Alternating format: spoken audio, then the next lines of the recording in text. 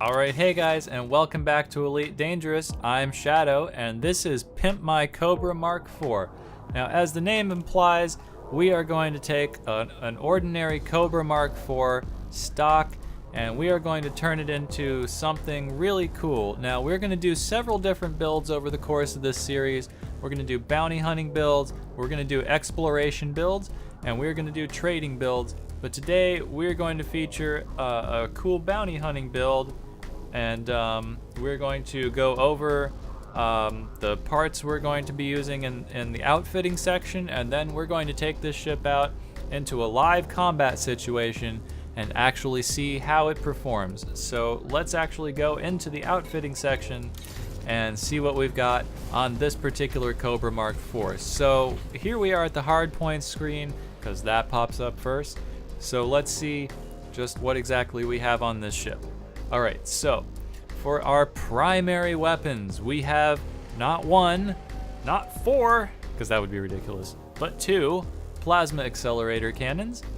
And those are going to do pretty massive damage against pretty much anything.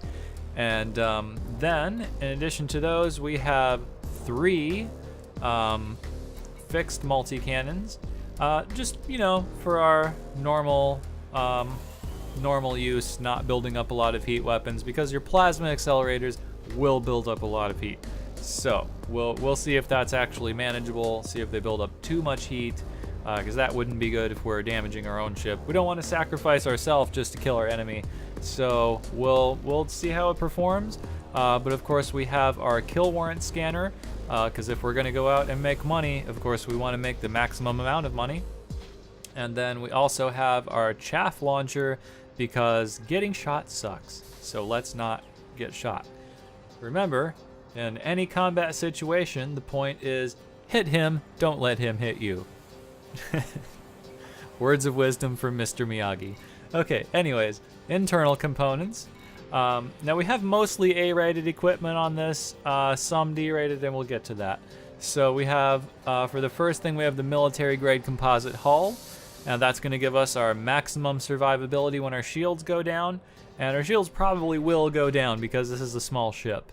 Then next we have our A4 power plant, which gives us 15.6 megawatts of available power, which is pretty good for a small ship like this with a class 4 reactor. That's not too bad. That's not too bad. Then we have our A4 thrusters. Now, the Cobra MkIV is not the most maneuverable ship in the game.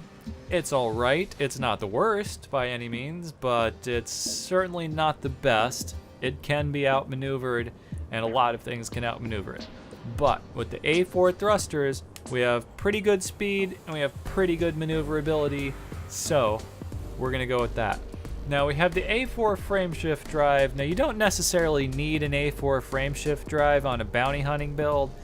You could really go with the lesser frameshift drive if you wanted, but in this case we were limited by the stock that was available at this particular station.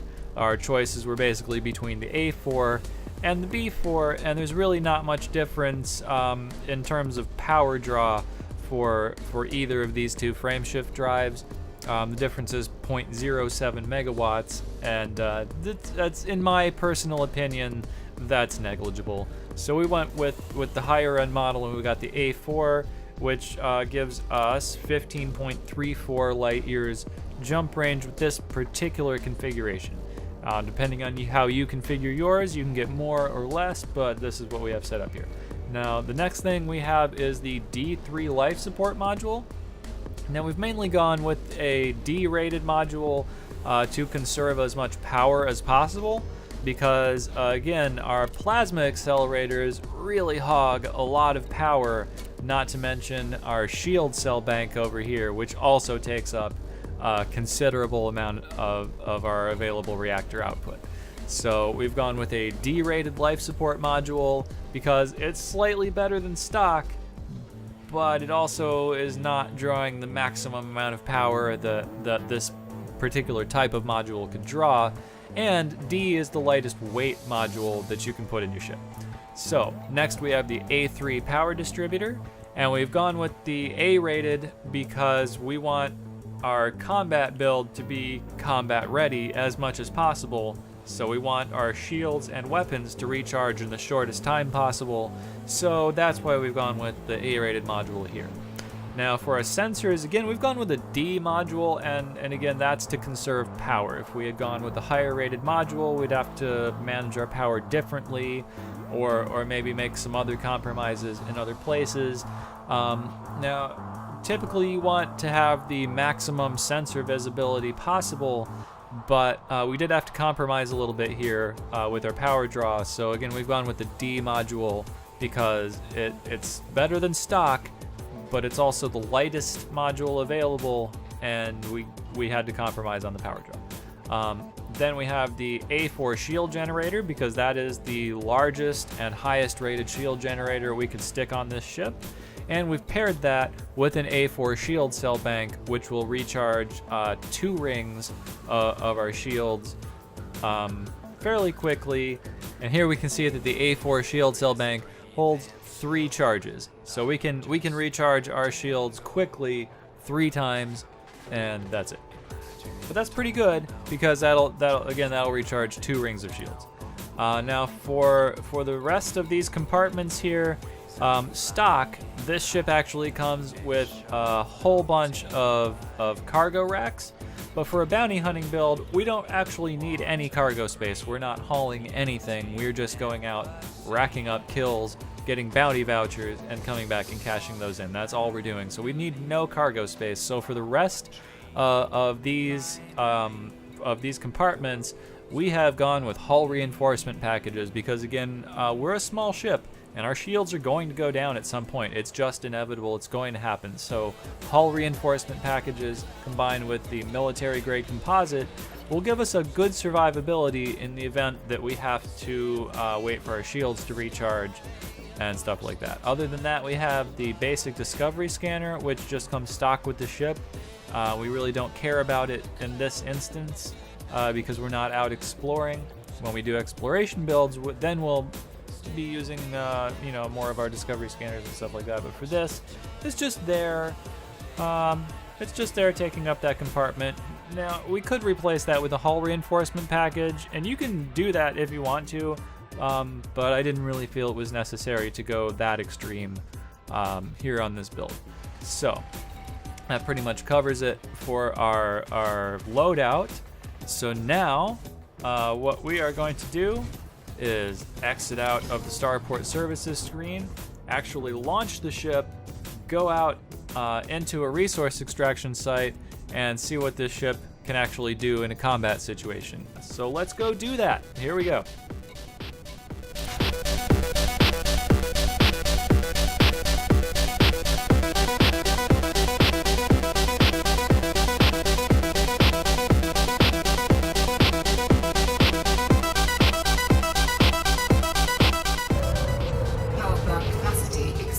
Alright, here we are at the resource extraction site. So let's see what kind of ships we can find, and then blow them up. I've just spotted this Asp Explorer whose pilot's name is Trisha McMillan. Some of you may remember that character from Hitchhiker's Guide to the Galaxy. So this ship is already under attack, and it's also in a wing with 2 other ships. So let's scan it.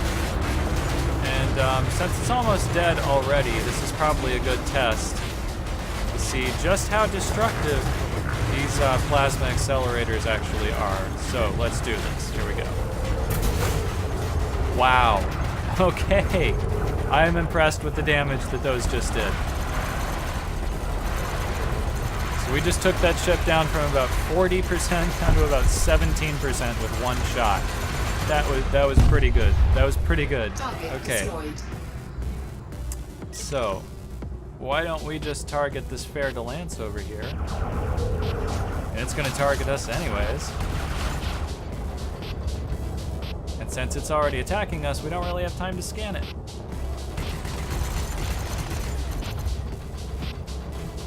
Let's fire plasma accelerators at it. Now that is a pretty fearsome weapon.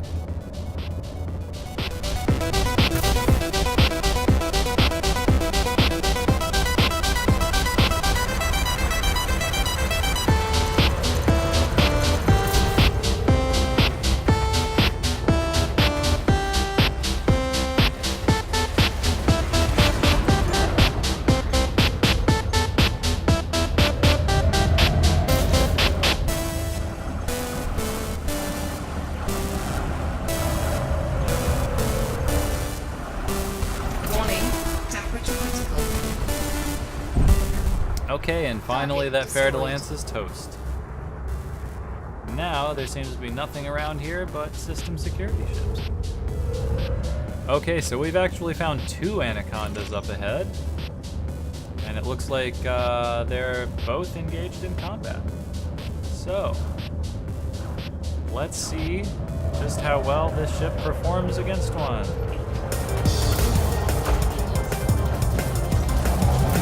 Target shields offline.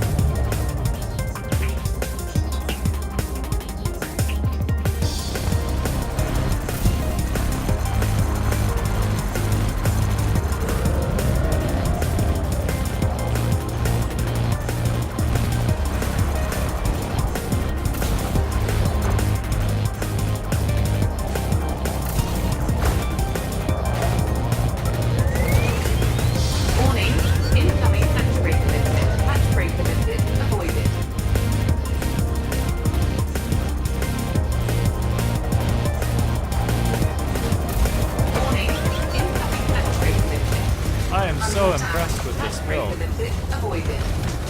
Oh, did you see that? That other Anaconda actually just rammed it. Or the Python just rammed that Anaconda. My God, that was incredible. Oh, and look, here's a nice Imperial Clipper. Let's see if we can try our plasma cannons out on this guy.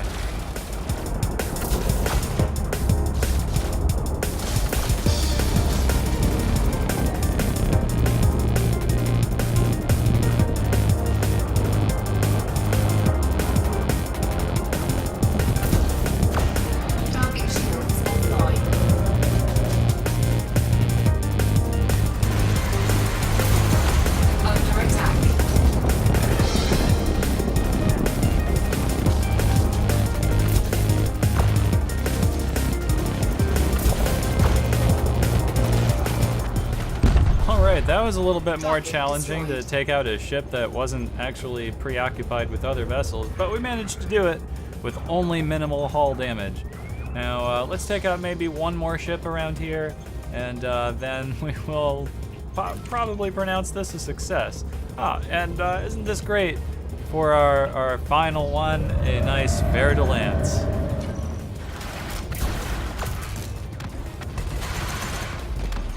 All right, and there we go. Our final target is down. And we took a little bit more hull damage, yeah, but not too bad. Again, we have that military hull composite material, and we have all of those hull reinforcement packages.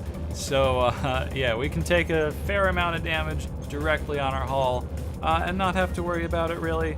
It was fine. And as it turns out, 100 rounds in the plasma accelerators seems to be plenty. So now, having finished our little test run here, we are going to head back to the nearest space station and cash in our bounties and see how much of a success this build is.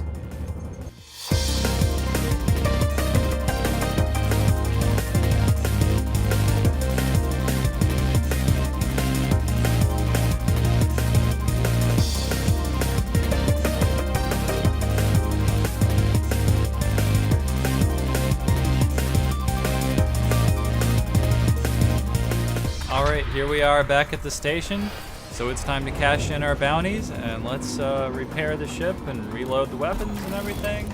Oh, that was a little bit expensive for a reload there, so that's something to consider.